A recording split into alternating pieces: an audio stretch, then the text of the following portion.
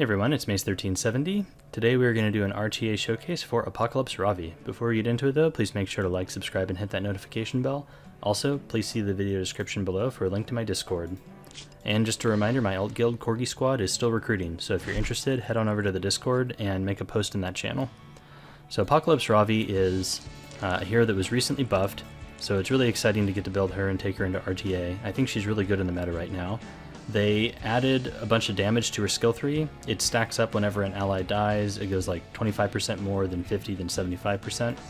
And they gave her a CR boost on her skill 2. So her skill 3 like really hits hard right now, and it's pretty impressive. You can delete even some really tanky units once it's stacked up. And the CR boost here is really helpful for helping her, turn cycle and also being a deterrent to attacking her. So overall, really good changes.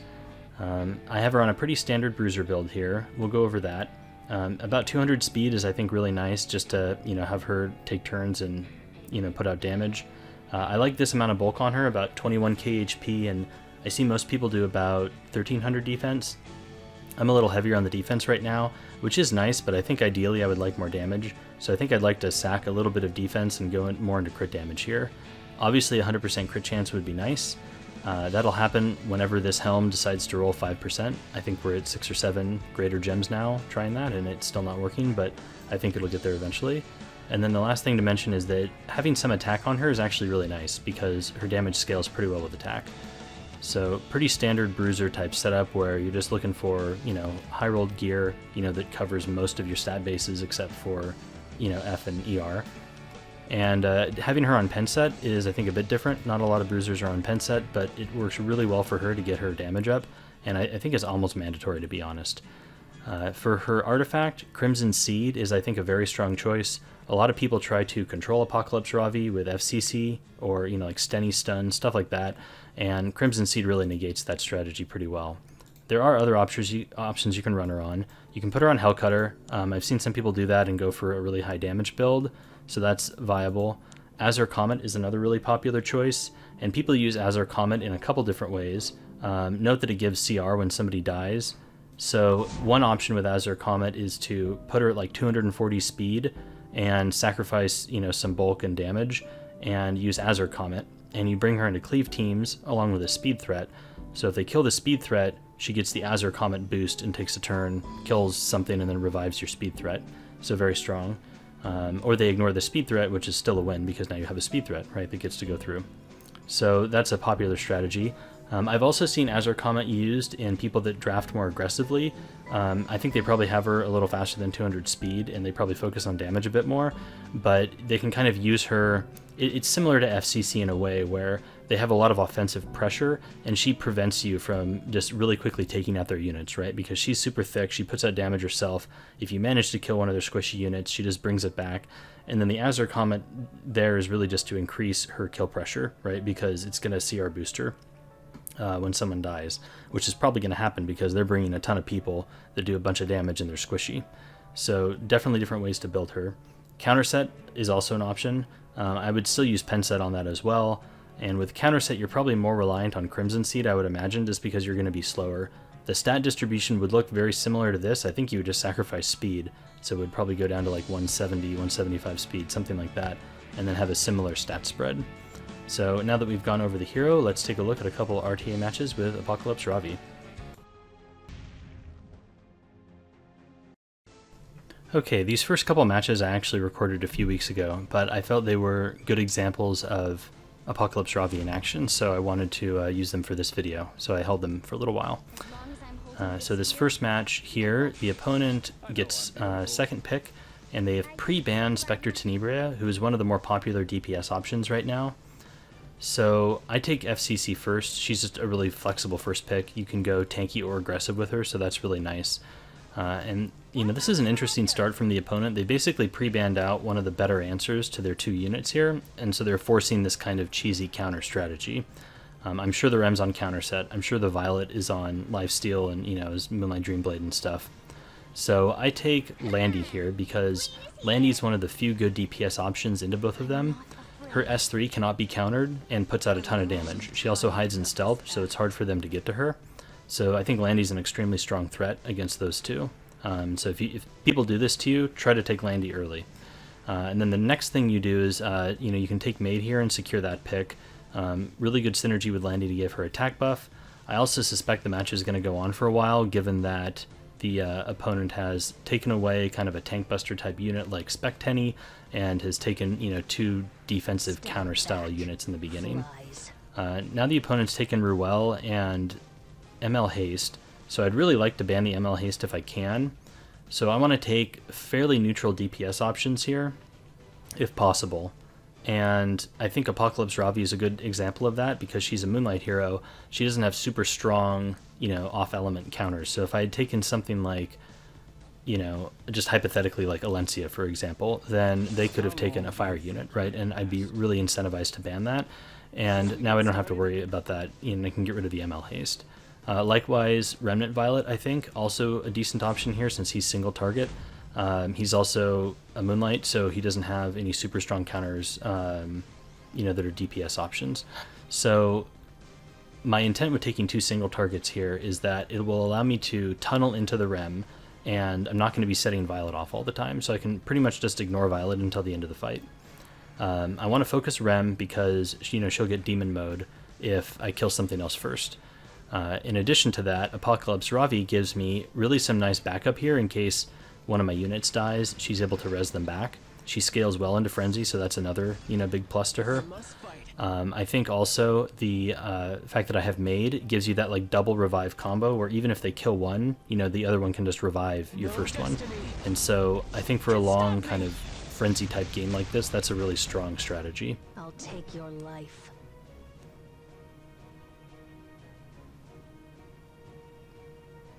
I'm not super worried about the Aras here. I mean, I guess he will be able to turn cycle quickly and bring these slower units, to come out and have a greater impact than they would otherwise. So, I think it's fine. I think my Maid and FCC should be able to sustain this damage. They also added Injury to Ravi's skill 1, and, I'm not sure how much it's going to matter in this fight, but it's particularly good against Blue Crow, since Blue Crow is oftentimes a big threat when you have a unit like Maid. He can just horse her and then she's dead. Nothing else can bring her back. But Ravi, if you pair her with another Reviver, Crow Horse doesn't really do much because if he kills one, you have the other Reviver to bring it back. And then in addition to that, the injury from Ravi's skill 1 really mitigates the amount that he's able to horse. And so it's actually hard for him to even kill anyone with horse if you just keep S1ing into Crow. Either way, though, this is going to be a pretty long, drawn-out fight. I didn't want to skill 3 with Violet right away. I'm going to try to basically hold it until he has 5 stacks, and then I'm going to wait for him to get, triggered so that he'll use his passive, and then I can back-to-back skill 3, essentially, and put out a large amount of offensive kill pressure. My FCC has quite a bit of effectiveness as well, so I'm going to try to provoke the Ruel here. I get it. I can go for this play since the Rem is stunned, so I don't have to worry about her countering. I skill 1 again. Maybe it would have been better to skill 3 there, potentially, and just delete the Rem. I was just kind of like, I guess, playing this slowly. I'll deal with this. Let's see, if I had just, I think I was expecting to delete the Rem with this follow-up cycle here. And the problem is that she countered, so that was a bit unfortunate. Because if she didn't counter there, I think this Maid Bop would have killed her. And she counters again, so that's kind of obnoxious. So potential misplay on my part. So now the Ruel can use her skill 2 here instead of the skill 3. So now we just go back into tunneling the Rem. We get a lucky dual attack and bop the Rem, so she's stunned again. I debate about going on somebody else here. Rem does have the shield, so I kind of wanted to just let that fall off and put my damage onto other units. So I decided to go into the Adventurer Ross here. My reasoning for that is Ruel does a really good job of healing one unit up and doesn't do a great job when your damage is spread out. because her abilities have long cooldowns, and you know they're single target heals for the most part. I'll show you what I can do. That Violet actually puts out a fair bit of damage. Because Rem is stunned, we're able to bop with Chloe and get the free CR, so that's always nice. I could skill 1 the Ruel here just to put a little bit of injury on her, you know, which can help later since, again, Rem has that shield. I kind of just don't want to give the shield value since I'm not expecting to kill anything at this point, so I can just go and, you know, start spreading my pressure out. I also kind of wanted to get something low enough to S3 with Ravi. So here we can go into something. Maybe it was better to go into Ra. Oh, that's right. I didn't want to give Rem demon mode, so I go into Rem.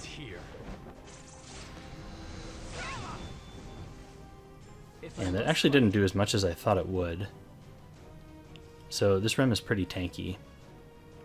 But the Ravi coming up here might be able to kill her. She will have defense buff from Eros. I'll take your life. I debate about soul burning. I just want to save my resources though. Unfortunately she counters, like this keeps happening. Like I kind of greed on, you know, killing her, thinking like, oh, the maid will just come up here and get the bop off, and that'll do it, but then she counters. Now she counters again and heals back up. So I guess kind of bad luck, but she's pretty much max injury right now, so she's going to be a pretty ripe kill target if, you know, like Rylet goes into her. I soul burn the maid there just to cycle and be able to use her skill 3 to get rid of that defense break on Ravi, because that was a little scary. For hope that will shine through the despair. So Ruel is using her skill 3 here, and she uses it on Rem. Rem is pretty slow, so there's a good amount of value on this, since I do not want to trigger demon mode. Demon mode is very scary.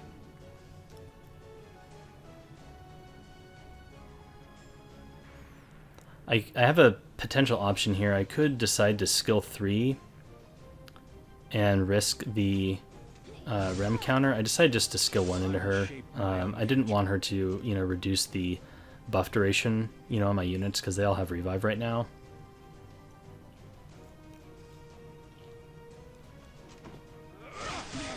I decided to risk it and just put a little damage onto Ruel. She counters and this triggers Rylet, and then he goes into Ruel. So this was a little scary since, again, it could give Rem demon mode. And it almost kills her.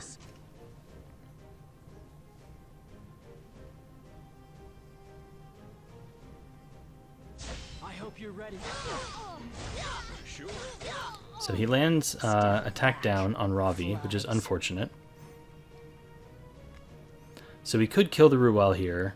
It will give Rem demon mode. I decided just to go for it. My reasoning was I have res buff on everybody, so I figured even if she pops off here, then and she kills someone, like not a big deal because I will be able to just revive.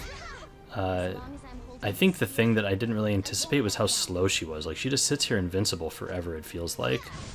So killing Ruel might have been a misplay. Also, Rem is popping off, which is always like really scary, right? I'll protect you. So FCC is defense broken now. Ross is going to go into that defense break. Luckily does not pop the revive on her, which is really valuable. If he was able to kill there, then this Violet might have been, you know, able to loop back around and just kill FCC again. So we get a lot of value from our attack buff. Again, I just don't want Rem to do anything here, so I'm just going into her to try to mitigate, you know, that possibility. I debate about risking it to put some damage on Eros, but I decided just go into Rem and just leave it. Because if she uses her skill 3 here with Demon Mode, that's really scary for me. You know, because she would reduce the duration of my revive buffs, and that would make me very vulnerable. So, big damage coming out from Rem there. She gets hit down on Maid. Should we get started? I think using the skill 3 here. Might have been a misplay from the opponent. Rem completely pops off here. Luckily we had revive buff on Apocalypse Ravi. So now we can skill 3 with Ravi. Hoping to kill, and it just barely doesn't. So this is, I think this is the fight where I thought, yeah, I need more damage on Ravi. Just like another 10 crit damage or something. Because I felt like that should have killed. But we got the Rem there, so she's gone. I'm going to skill 3 here with Maid, just to get rid of this defense break. I'll show you the real deal.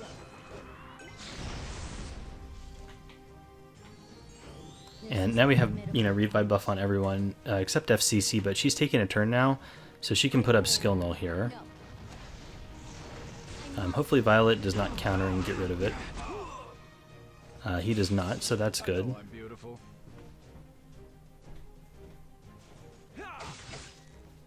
All right, let's do this.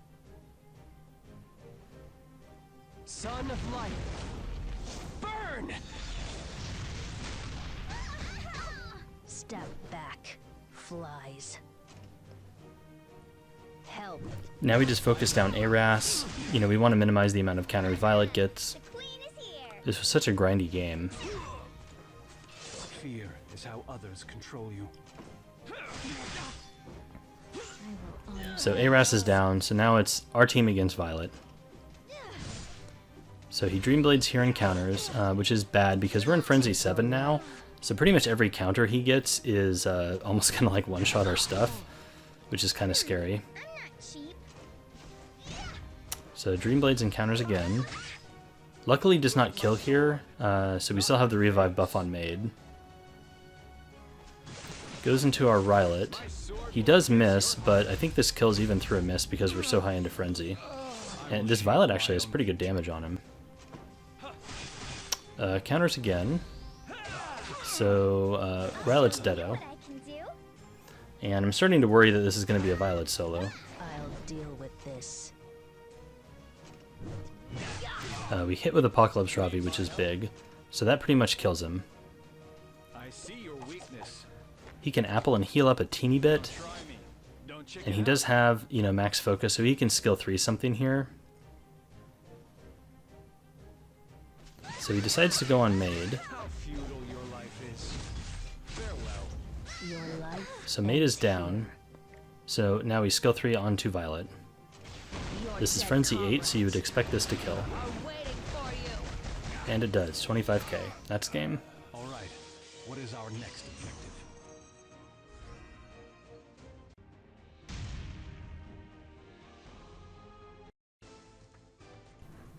Okay, in this game, we are on second pick, so I'm going to pre-ban Tea Time Tenebria. I don't like leaving her up when, you know, I don't have the opportunity to take FCC pick one. The opponent first picks Crow, and they have pre-banned Pavel. I think I played them a few games prior to this one, and I might have used Pavel in that game, so I think that's probably why they pre-banned Pavel here. He's not, I wouldn't say he's like a typical pre-ban that I see right now. So the first pick Crow, you know, I think is not horrible, but it kind of telegraphs that you're going to go, you know, standard or tanky or something like that. FCC I prefer more as a first pick because she's very flexible in terms of pivoting into an aggressive team. Crow doesn't pivot into aggressive as well as FCC does. I take Landy because I don't want to deal with Landy. She's like probably one of the best DPS in the game right now. The opponent takes Angel of Light Angelica. I still haven't been pre-banning it just because I kind of want people to take her so I get experience playing against her. You know, I think that may change towards the, you know, the end of the season. But for now I'm going to let her through just so, you know, I see how it feels to play against her. They also take Fire Mercedes, who is pretty annoying against Landy. You know, Fire Mercedes can really pop off. She's kind of like a red Rem. So I decided to take Rem here. I figured she could be good against Fire Mercedes since Fire Mercedes has a lot of AoE, gives, you know, your Rem a lot of opportunities to pop off.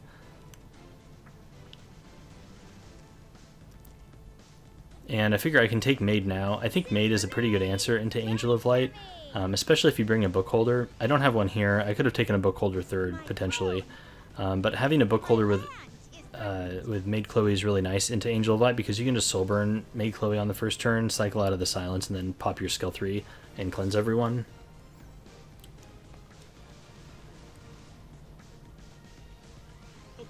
So the opponent takes LQC and also Carrot. So here I decide just to take Apocalypse Ravi. I'm probably going to ban LQC. I could ban Carrot. I decided to ban LQC just because she brings, you know, Adamant Shield as well to the team. I want to be able to kill Angel of Light, you know, relatively quickly. So also I had 2 dark units. I didn't want LQC to just delete one. That would have been annoying. LQC is, you know, sometimes a good answer to Apocalypse Ravi though. So drafting Apoc there was probably telegraphing who I was banning. So luckily Landy does not get stripped, so that was very good for us. Looks like Crow and then Marrow are up after our maid. So I'm just going to go into Angel of Light here, but this procs Mercedes, which is pretty annoying. So she strips away the shield there from Landy, which is kind of bad. I guess this is a pretty obnoxious combo since Angie gets, I guess, CR when you hit other people, and then Marrow can counter when you hit Angie, so... Shall we begin? Crowd pushes back Ravi. My intent with Ravi with this draft is that, you know, he has Crow Horse, so I don't want him to be able to just horse away my Reviver. I have Landy, so I figured I'd be putting out a decent amount of offensive pressure onto Crow, so he should be able to horse fairly early into the game. You know, also the opponent has kind of no sustain here, other than skill null, so I can, you know, reliably just, I think, outlast, you know, with revives and heals and stuff like that. So Carrot gets a bunch of burns. Can probably delete Landy here. So yeah, Landy down. What's pretty obnoxious is the turn cycling here. Our Apoc is coming up while everyone has a skill null, so she won't get to just skill 3 onto Angel of Light and revive. Step back. We can take the skill null away at least. And then just keep, you know, the pressure up. Here we get to skill 3 with Maid now that we've cycled out of the silence. So this will cleanse away, you know, most of the Carrot debuffs. We have FCC coming up. Look at the little hourglass here quickly just to see what skills my opponents have available. I decided to skill 3 just to put skill null up on my team. I don't want, you know, Marrow to be able to delete Landy this turn. Preparation complete.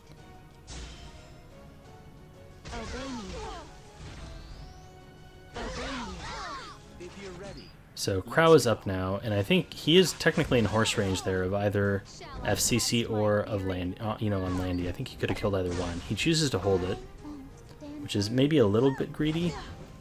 I'll deal with this. But maybe he's holding the horse for, you know, Apoc or Maid. So here we can use our skill 3 from Ravi. This will take out Angie and we'll bring back Landy. And I think we just go into Marrow now just to kill her. I'll show you what I can do. As long as I'm FCC is holding on by a thread. join me. We go for the Provoke on Crown, we get it. I'm really liking the high effectiveness build. Unfortunately, FCC may just die here, and then that, you know, gets rid of the Provoke. But luckily, that does not happen.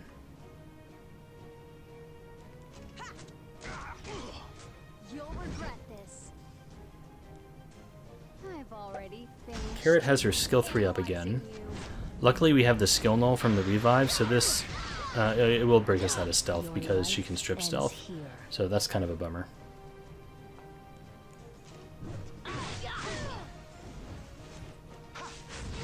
Alright, so FCC's down. I'm not cheap. I debate about burning here just to heal my team up more, but I think I want to wait for one more cycle, because then I should be able to burn, I guess, into the revive. And I don't want to get the buffs off of my Maid yet. Show you my secret weapon. We may need, I guess, 2 more cycles on Maid.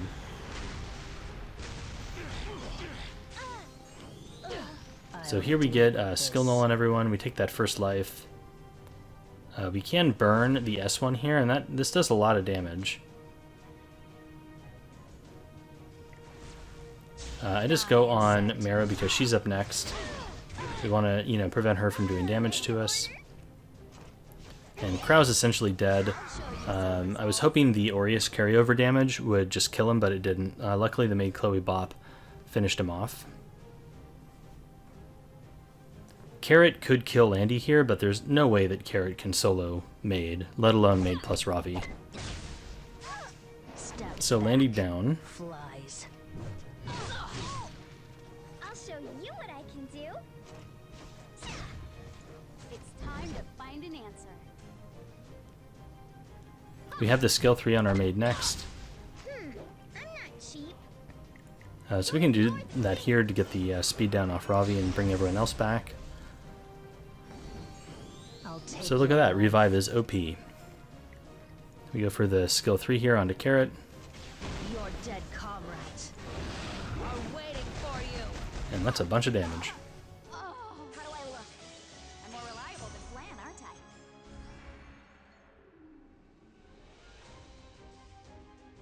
We'd always just. Okay, this game I played today, so more recent. Better we're not playing a two-team. I ban Angel of Light because I am second pick, and I kind of decided that I don't really want to face her, you know, if I'm second pick, at least for now. She can be pretty annoying.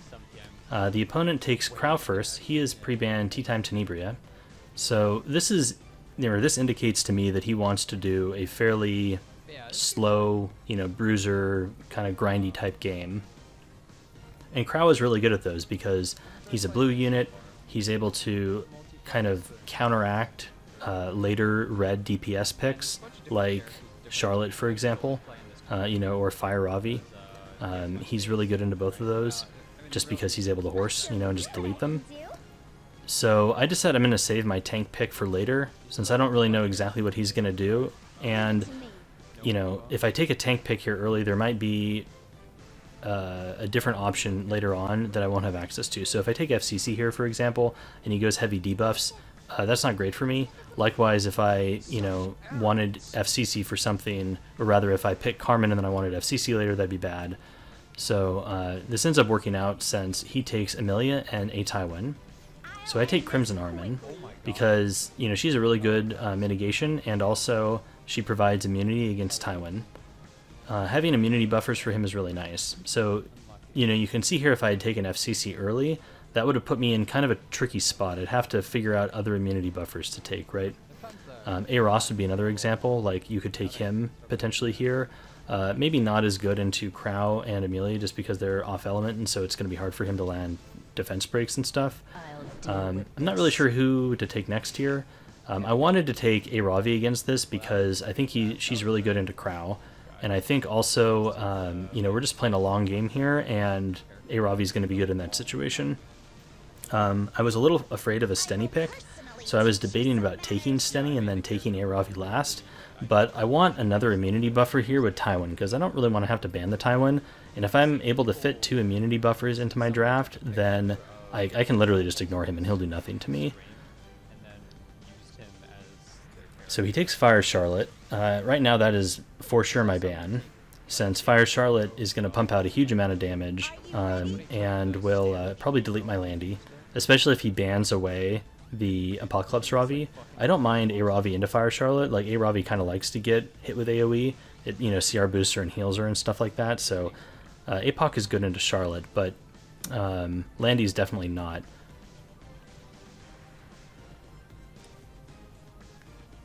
He last picks LQC, so that gives him more mitigation, and it also gives him a way to one-shot my Apoc. So here I just take DJ Basar. I debate about banning the LQC, but I decide it's not really a threat, because if I leave LQC in and I ban Charlotte instead, his damage is super low, and that's really the draft I want DJB for. DJB brings a decent amount of sustain, and he'll bring another immunity buff, so he'll totally invalidate Tywin. So yeah, I think I definitely want to ban the Charlotte here. I don't really care if LQC deletes my Ravi, because I can just bring her back with Maid. And because he's so low damage, I don't have to worry about, you know, her just getting sniped out again. Amelia plus LQC is a little bit of an annoying combo because she cycles pretty fast, especially if you can start soul burning LQC, you know, to reduce the skill cooldown. So that could potentially be a problem, but I'm not really going to worry about it.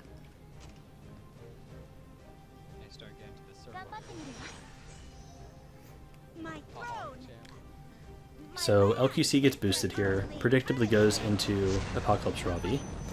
So this is probably going to do a ton of damage since we have no mitigation, right? So 24k, yeah, that'll do it. And, you know, splashes into us. But I just revive, you know, with Maid here. So no big deal. Ravi doesn't have very much health, but his team doesn't really do any damage, so I don't have to worry about her getting, you know, sniped out, so to speak. She boosts up there. She resisted the pushback from Crow, which is nice. So I could use skill 3 from DJ Basar here, but I don't think I need to, because if Tywin wants to do anything, he needs to wait for souls to start soul burning, so I don't think he's going to skill 3 right here. And if he does, I can just skill 3 with DGB after and cleanse it, so instead I just S1 to heal up. It also keeps the Adamant Shield effect on my DJ Basar, which is nice. Step back. Flies. So we have an option here. We can go into Amelia, or we could go into Crow. You know, Amelia is pretty squishy, but I decided to go into Crow there. I want to start putting injury on him just to prevent him from horsing. So the idea and how you want to do this is you want to, you know, hit Crow with Ravi, but you don't want to deal so much damage that he can still horse. So, you know, here Amelia is going to heal up, but he'll still have the injury, right? So then we can just hit Crow again, injure him a little bit more, you know, and really keep that differential of like lost health to max HP really low. Go for the bop on LQC because she doesn't have immunity. So that was a really huge bop. That's going to completely, you know, delete his pressure right now. The speed tuning worked out super well for us there because Maid went right after Amelia did, right? If it had been reversed, then Amelia would have just cleansed away this stun, and we would have gotten less value. Your life ends here. So we can just go into Crow again, injure him a teeny bit more.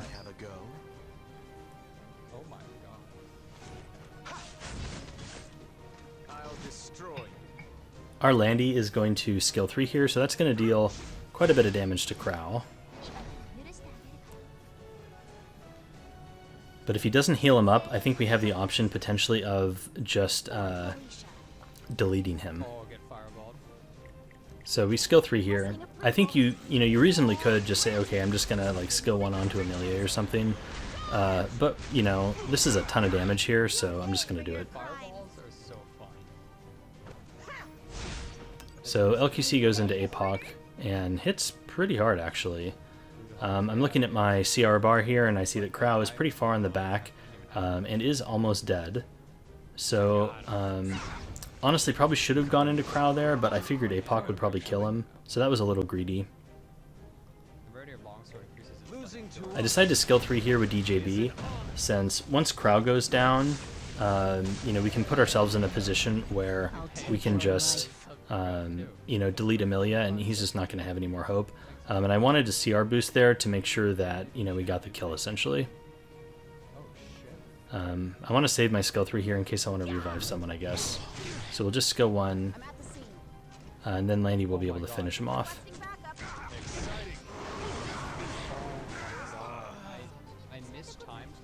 So now his mitigation and, you know, nuke guy is down. So we can just work on Amelia here. I think she's the next kill priority. LQC is so slow, we can just ignore her. I'll deal with this. So, you learned nothing from last time. So injury didn't really end up mattering too much this game. But it hypothetically could have. Like, we could have played this differently. And, you know, not skill 3'd with Landy. Don't tell me what to do. Get a lucky dual attack there and take out Amelia. But she was, you know, dead anyways, pretty much.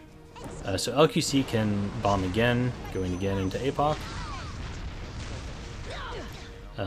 Doing quite a bit of damage on the splash. But we're coming back around to our skill 3 with Maid. So I want, this game didn't really have Ravi doing anything particularly incredible other than, slowly skill winning. However, what I wanted to show was you don't always need to ban out LQC, right? Like, look at the whole draft and see how much damage they have. This also shows that, a slower LQC build on Hellcutter can definitely delete an APOC with my build. So just to kind of give you an idea of how much bulk you would need on your Ravi to be able to survive, this type of thing. But I think the opponent lost the draft there with the early Tywin, and just not bringing in enough damage, basically letting me get away with DJB here.